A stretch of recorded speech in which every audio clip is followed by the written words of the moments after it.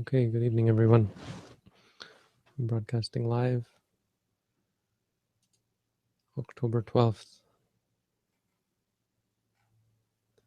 Thanksgiving, I think.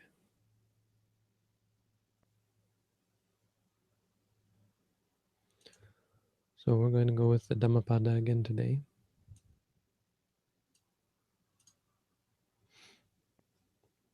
We'll get started on that then. Test.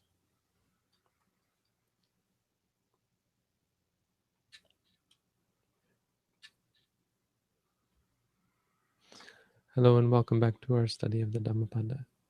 Today we continue on with verse number 84, which reads as follows.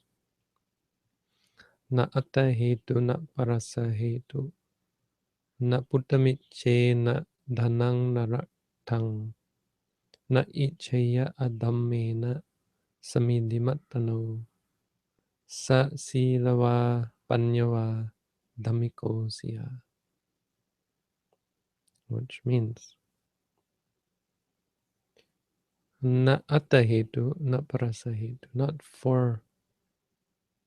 with oneself as the cause, not with another as the cause, not because of oneself, not for the cause of oneself, not more for one's own cause, for one's own benefit is the meaning, or for the benefit of another. Na puttamiche, not wanting, not for desires in regards to children, not dhanang, or wealth, not ratang, nor even a kingdom. Na ichaya adamena samidhimattano, one should not wish for success, for one's own prosperity by means of adhamma, by unrighteous means. Such a one should be silawa, have morality or ethics. Panyawa should be wise. Dhammikosya, thus they should be righteous. Dhammika. Dhammika, the word dhammika is one who has dhamma. Ika means one who has.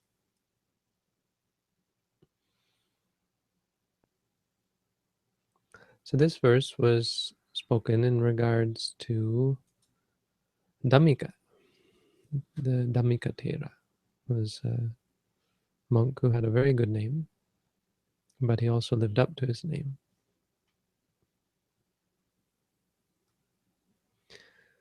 It seems that he was living well, lived according to the Dhamma. So maybe this is how he got the name. Maybe it wasn't his real name, but it's what they called him because he was righteous. Could have also just been his name. Sometimes names do give power in that way, no? Name someone something and they feel like they have to live up to it, or it guides them through their lives. So naming someone Tiffany or something might not be as meaningful. Noah is interesting. It's got an interesting meaning. Certainly affected me, no? You've got these names. On the other hand, what's in a name, right?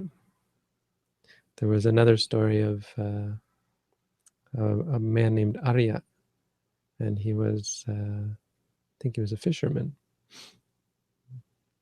And so the Buddha he was walking along one day, and they came across this man named Arya, who was really quite proud of his name and thought he had such a great name.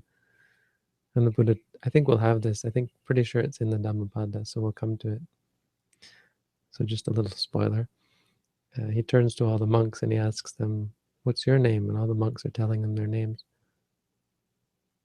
And Arya, this man who's sitting there, maybe he came to listen to the Buddha teach or something. He's like, "Oh, I hope the Buddha asks me my name." And finally the Buddha gets around and says, "So what's your name?" And he says, "My name's Arya." And he says, "It's not a very good name for you. You don't call someone an Arya who kills." Anyway, So this guy, whose name was Dhammika, having listened to the Buddha's teaching often, became desirous of ordaining. And so he said to his wife, "Look, I want to ordain," but his wife was pregnant. And so she said, "Wait, please. If you must go forth, please wait until our baby is born." And so he waited, and sure enough, baby was born. And then he waited until the baby was old enough to walk. And then he said to his wife again, um, I'm really ready. I've been patient, but I really would like to become a monk." And his wife says, "Well, wait at least until he's come of age. So he's until our son is left home." And the man was silent, but then he thought to himself, what good is it to try and wait for her permission? And he just went off and became a monk.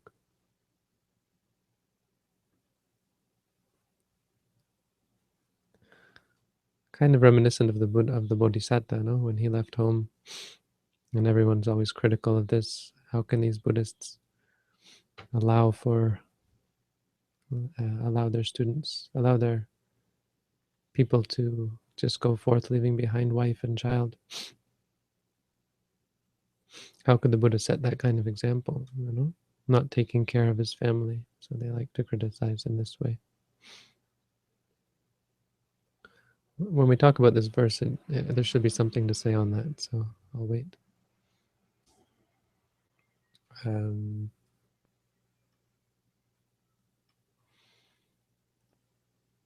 But yeah, so he just left home and became an arahant, practiced, obtained meditation subject, and strived and struggled, and became an arahant.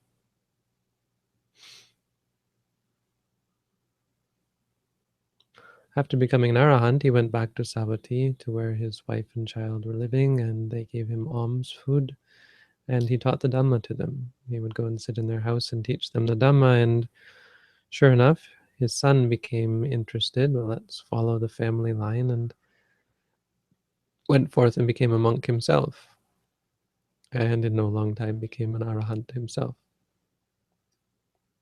And last but not least, the wife realized that, thinking to herself, what is there left for me in the home life? Became a bhikkhuni, a monk, and became an arahant herself. So this is one example of the greatness of ordaining, and in fact, it's a good example to think about. They would criticize in the time of the Buddha, when the Buddha went back to Kapilavatthu. All the Sakyan men followed him, and even the women eventually followed him and became the first bhikkhunis.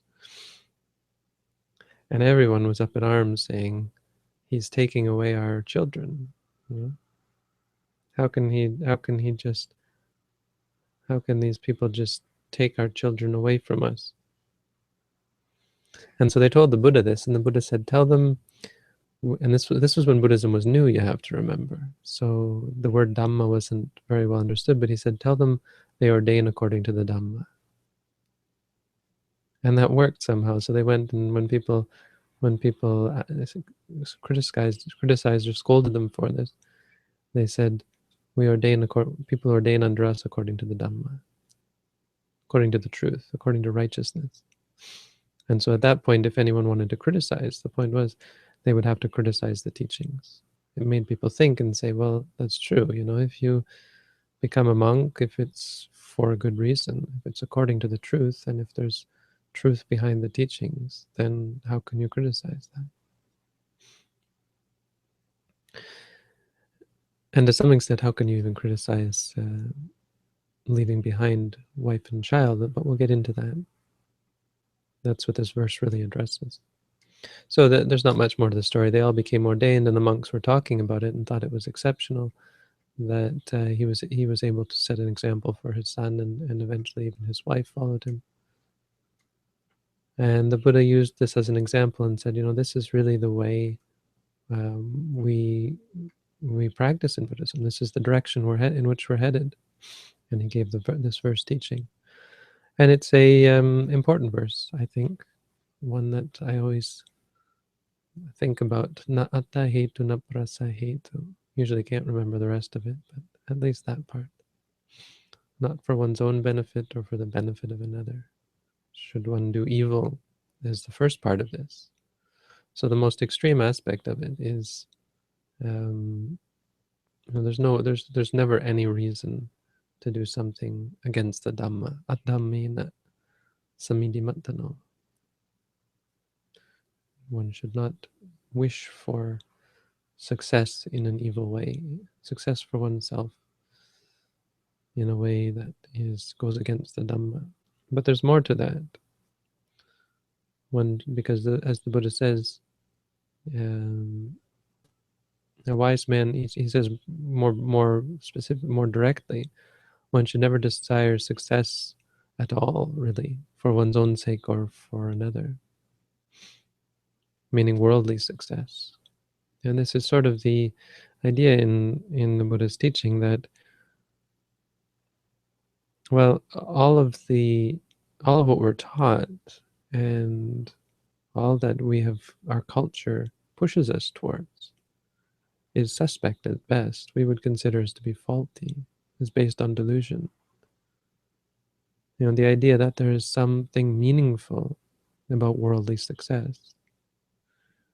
The Buddha said, as we'll read later on, better than kingship, better than lordship over the angels or earth, better than to be the emperor of the world, is the attainment of Sotapanna. Sotapati palangwarang.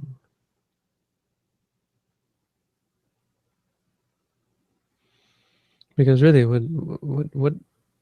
what purpose can there be in worldly things, in samsara at all? People ask, what is the meaning of life? What is the purpose of life? There's no reason to think that the universe admits of any purpose, that there can be found any purpose in samsara. The only way you could think of such a purpose is if you had a God, a divine being who was running everything, in which case it's more like a prison than anything, because there's no perfection to be found in the world. It's just always changing. It's quite natural. It appears to be quite as one would expect it to appear to be, just random and chaotic, organized according to laws and rules and patterns. But in the end, there's no protection from suffering. There's no protection from loss. There's no protection from the dissolution of all the things that we strive for. So there's more to it than just not doing evil. Na atta hetu, na parasa hetu, na puttamice, na puttamice. One should not wish for sons, wealth, or even a kingdom. And one should do nothing by unjust means. One should not seek these things out. Certainly, I mean, there's two things being said here, really. There's and the Buddha is often like this in the sense of couching it, because he doesn't want to alienate people, whereas I'm not so careful, perhaps, and the commentaries maybe also not. But the Buddha does say two things here. He says, should not desire these things, but then he also couches it and says, at the very least, I mean, that's what it seems like he's saying, because in the next part he says, by unjust means, adhammena. Of course, you could also interpret this, I think, to mean one should not seek wealth outside of the Dhamma. Adhamma, in this sense, could be outside of the path, outside of the path to freedom. So if you're looking for success, it should not be outside of the Dhamma, which is basically what's being said here. Of course, the translation usually of adhamma is unjust, unrighteous, so evil. But in the end, it does boil down to the same thing, because we would consider on a very, very ultimate, if you're going to nitpick, On an ultimate level, any desire for sons, for wealth, for even for a kingdom, for anything, any desire for anything is, by Buddhist definition, evil. Evil in the sense that it's going to lead to stress and suffering. It has an unpleasant result, a result that is not going to favor us. It's not going to make us happy. It's going to keep us being reborn again and again, and keep us in the prison of samsara.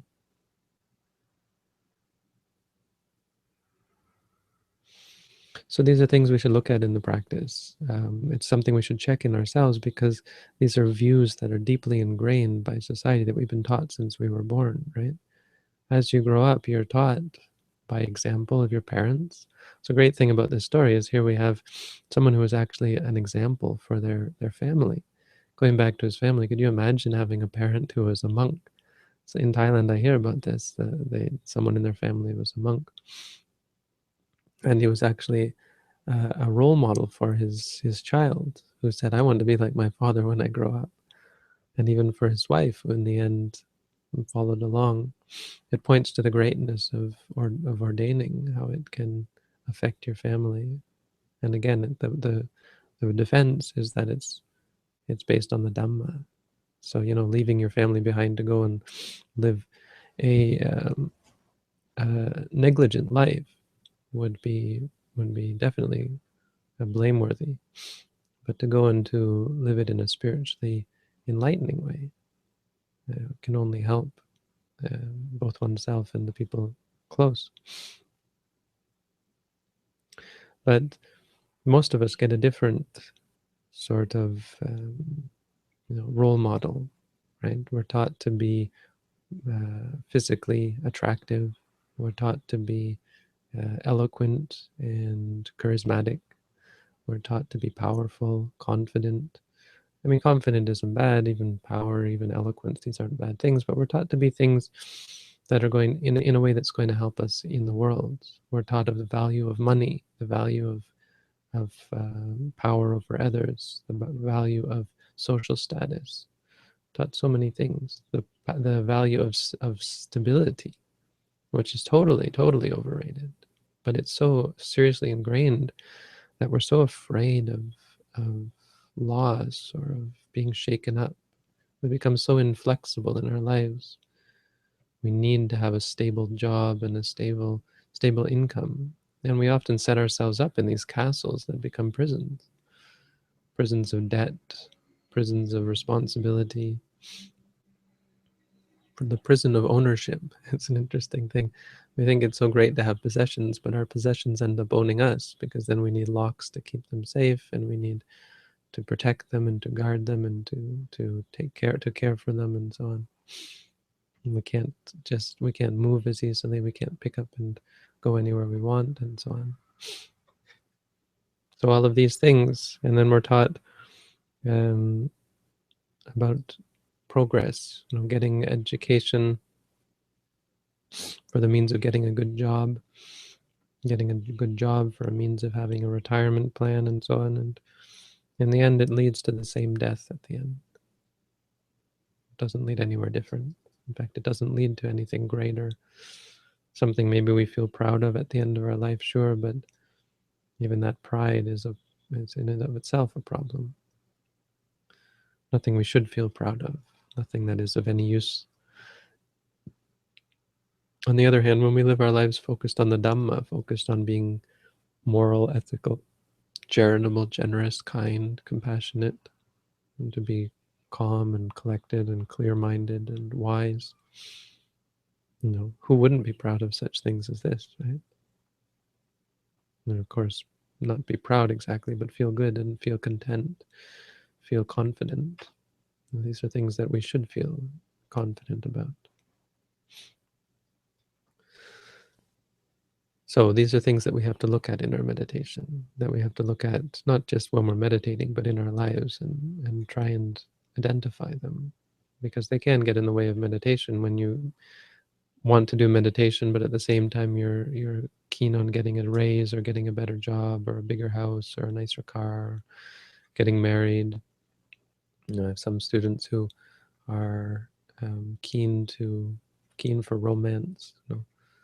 It's an obsession for some people, and all of these things we have to look at and really remind ourselves, scold ourselves even. This is not really going to make me happy. There's really no benefit in those people who have strived for these things. I've never ended up content and happy as a result of them. Their contentment and happiness is dependent on other things. It's dependent on their state of mind, their clarity and their purity of mind. So these are things that the Buddha reminds us to stay away from, and it paints a clear picture of the difference between the way of the world and the way of the Dhamma, which are diametrically opposed. Mahasi Sayadaw gives a great brief talk about this in one of his books. He says most people don't like to hear the Dhamma because it's diametrically opposed to their way of life. For most people, these things that I'm talking about are the right way.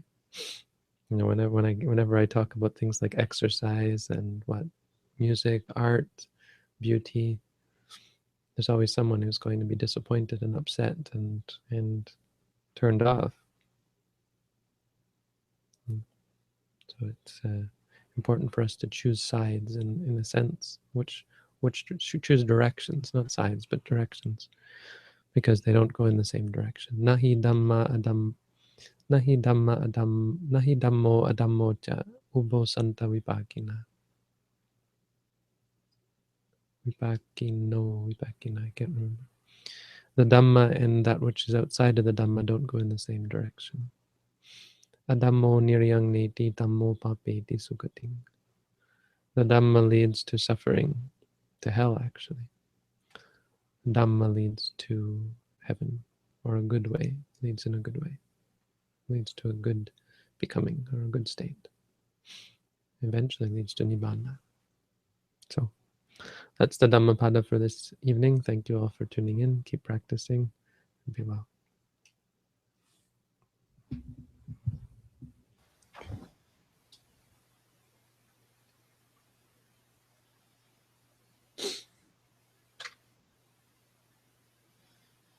I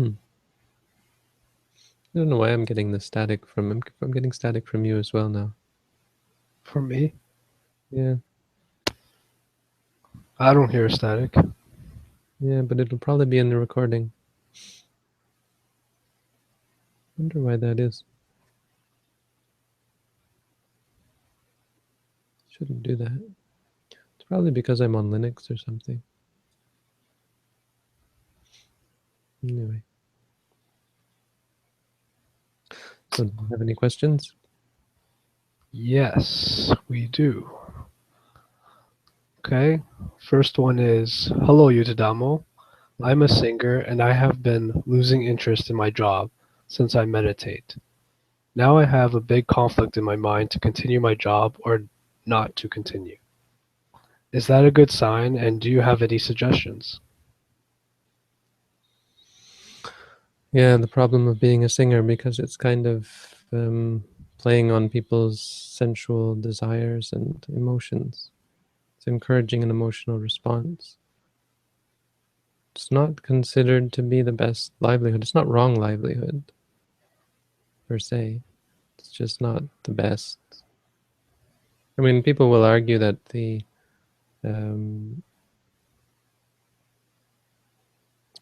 there are songs and lyrics that are meaningful, but that's not the reason it's a song. It's just the song is for sensual pleasure. Now, so I think you could put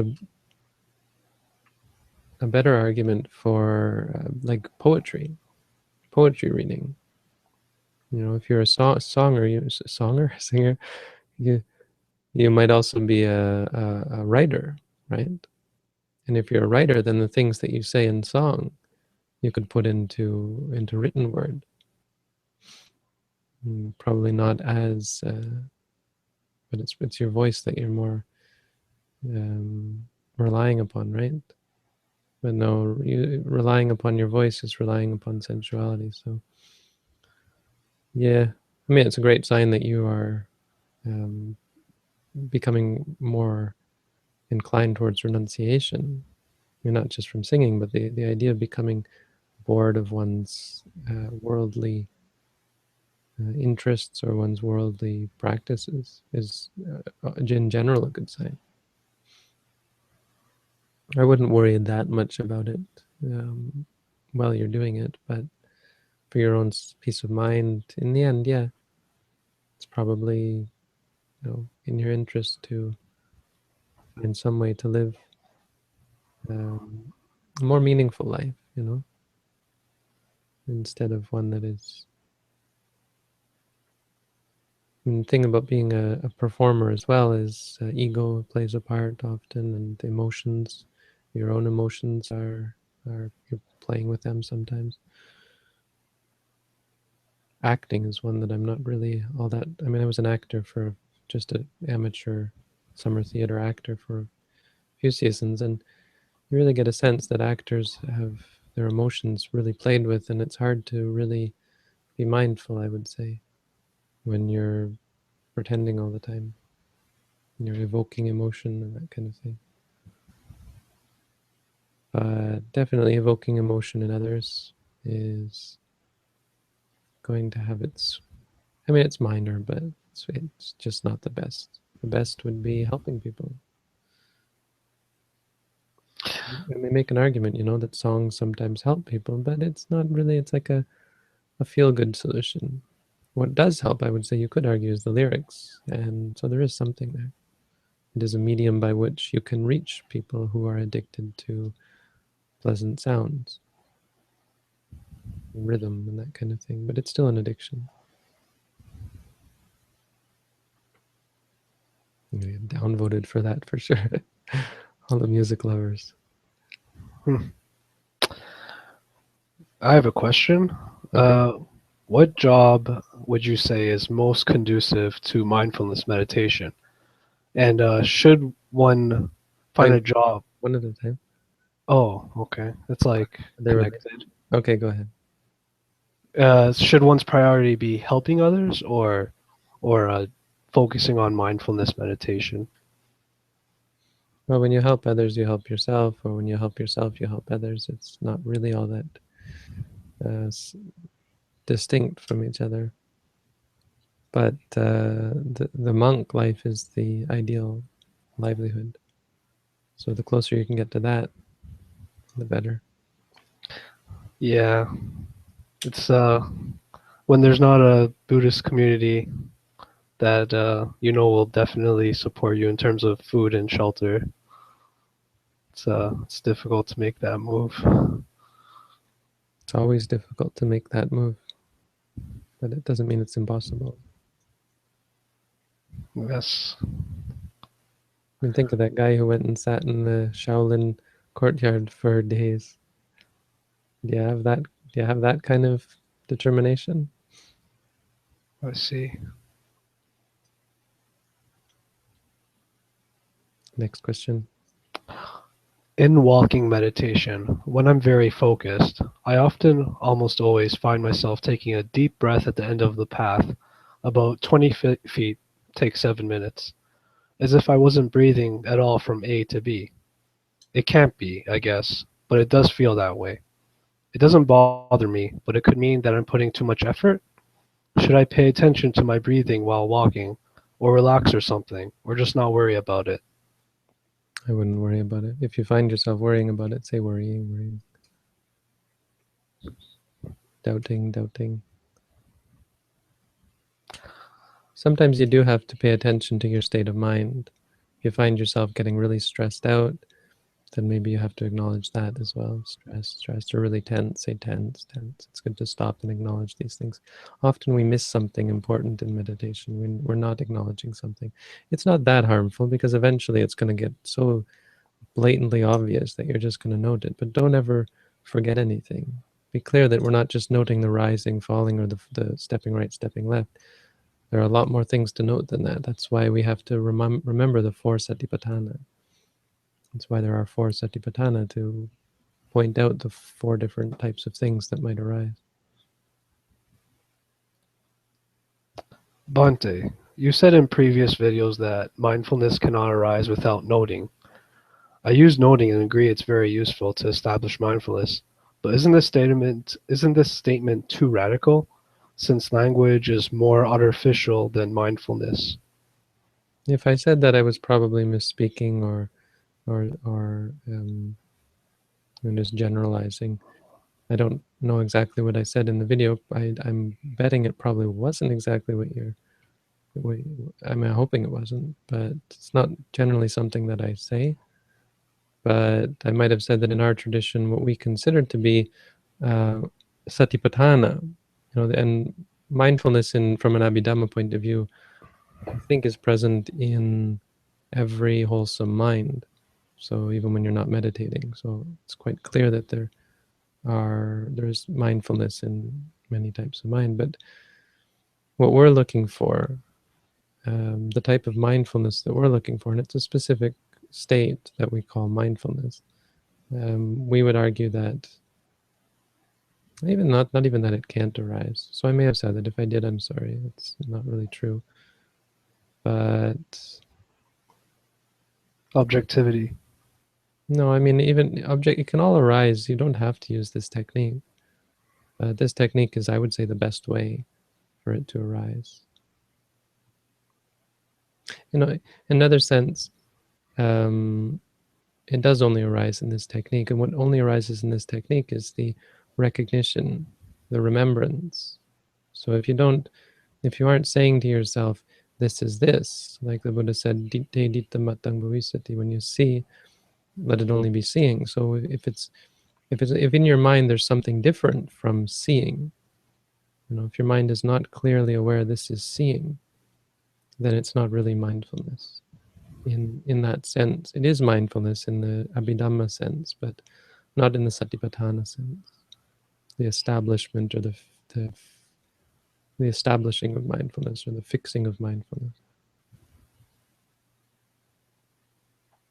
So, and you've answered this next question many times, I believe. What do you think about modern education? And someone actually replied that if you have a video on the topic, they just have to search for modern education on your channel. Probably. I think we even answered it recently on this program. Yeah, I asked that. One thing I wanted to mention is YouTube has this new thing where you can splice videos and make new videos. So if anyone finds a question, if there's any question on here that someone says, hey, he hasn't done a video on that, and that answer would make a good video on its own, if you can give me the start time and the end time of that question and answer, we can cut it and make a new video and then put it on the video archive. So I mean, these sessions here where we have many questions, if there's any question that anyone thinks, hey, that would make a good video and it hasn't been done before, if you can help me out by finding these start and end times, then I think it's pretty easy to go in and cut the video and make a new one. And then we can Okay. Because what I used to do is I used to record these twice, right? But I'm not doing. It's a bit distracting to do that. Next question. Can samsara be enjoyed, I think they mean, for the reason of searching for better experience?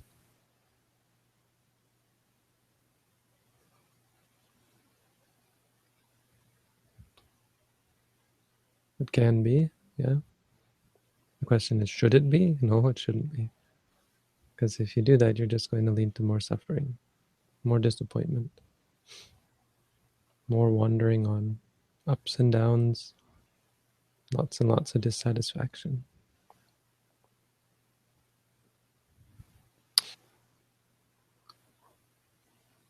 If you have an anxious state of mind before you die, for example, if you are afraid of the fact that you are dying, what kind of life can you expect to be born in?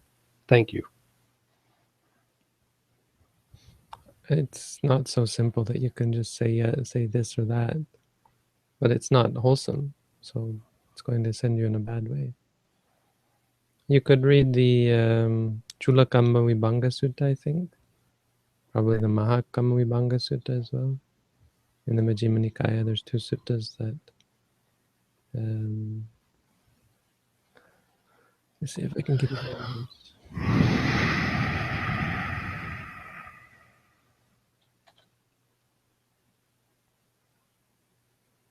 135, Majjhima Nikaya 135 and 136.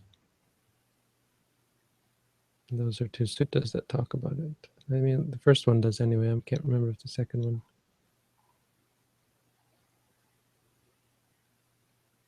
Yeah. So 135 definitely. 136 is more intricate.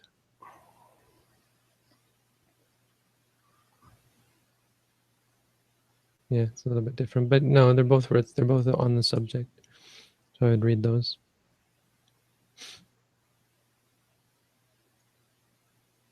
The second one tells a little bit how more complicated it is.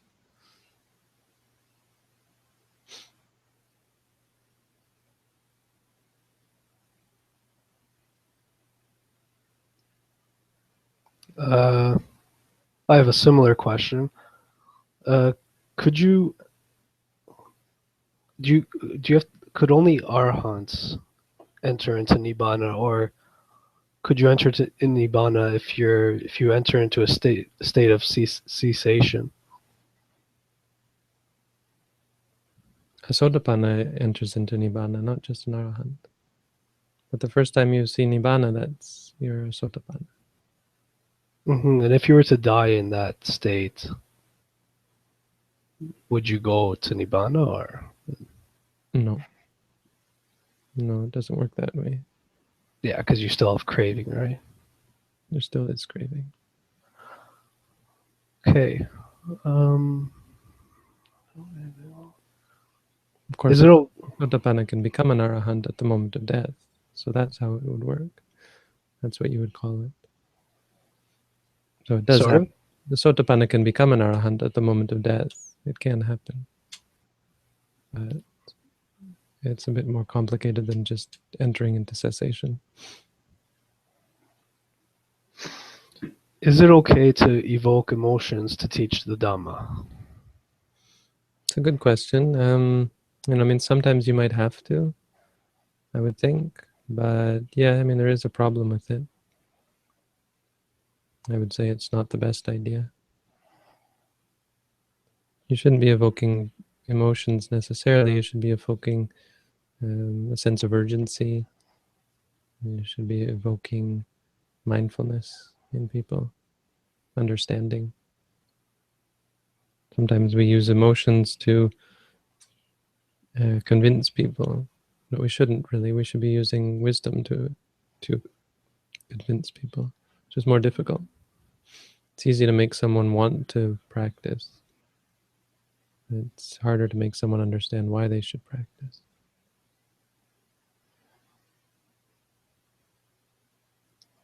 I mean, it's not easy to make someone want to practice. It's easier, though. There are lots of ways you can manipulate people into wanting to practice. It doesn't have the best results in the end.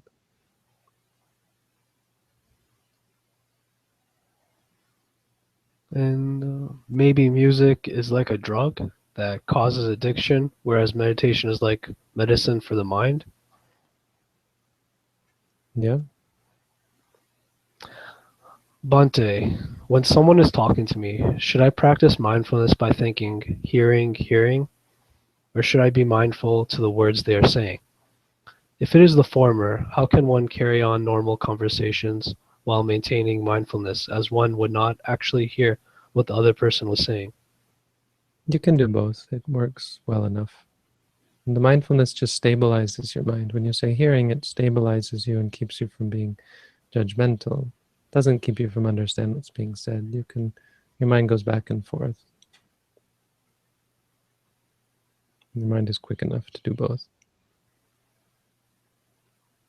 I mean, it is true, if you're really, really, really focused, you won't understand what the person said. But in ordinary discourse, you can do both. The mindfulness is enough to stabilize you, keep you keep you objective, but at the same time you understand what the person is saying.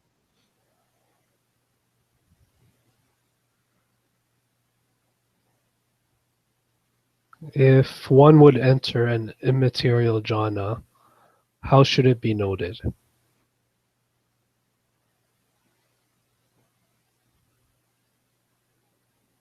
You can't know when you're in the jhanas. Samatha meditation.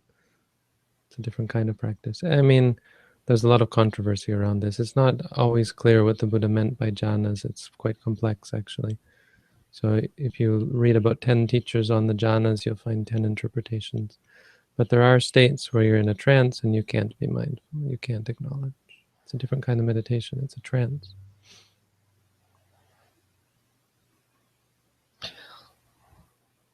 I have a question.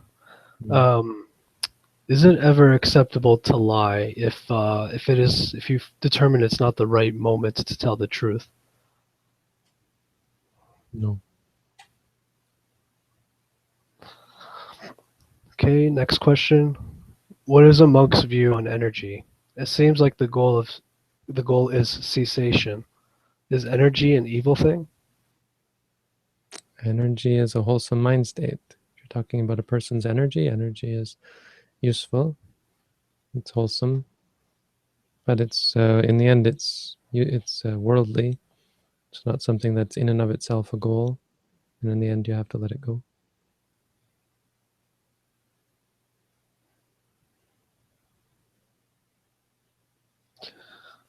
Why is it not possible for a being to experience more satisfaction than dissatisfaction in seeking pleasure? What underlying mechanism or law is at work? Thank you, Bhante. It is possible, but it's not sustainable.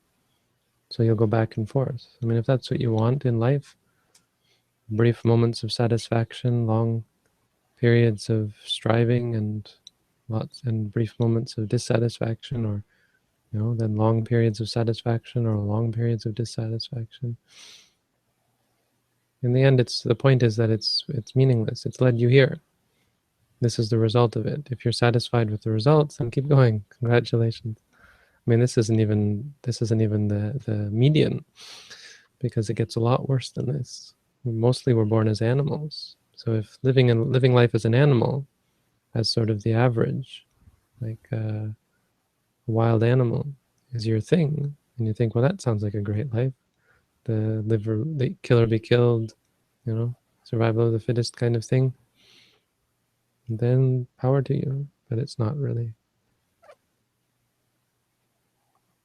If you lived a life that was, let's say, 25% extreme suffering, 25% great suffering, 25% great happiness, and 50% sort of nothing, would that seem to you to be the ideal way to live? I mean, I'm just giving out figures at random, but suppose it were like that.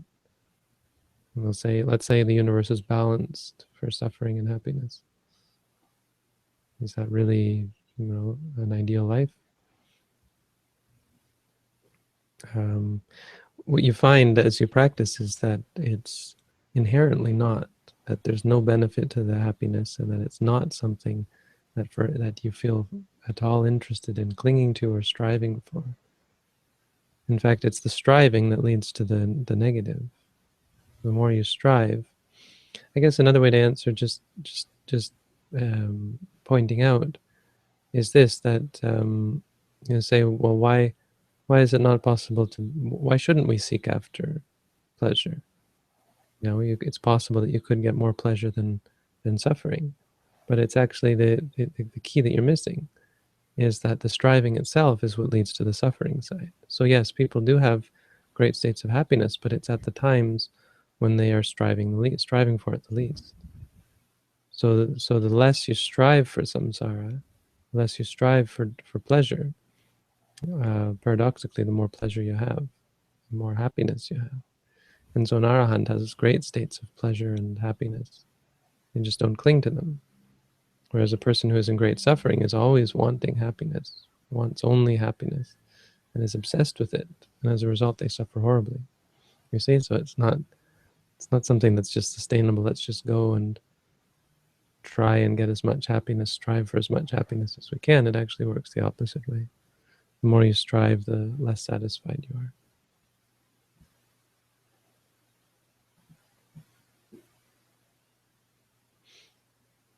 Are we all caught up? Yes, we are. All right. I Well, was just thinking about what you said, like to experience happiness but not cling to it, because if you feel happy, it's pleasurable. It's like, how could you not crave it or want to continue to experience it? well, that's the practice, right? You would say to yourself, happy, happy, happy, and just acknowledge it. Be objective about it. Mm-hmm.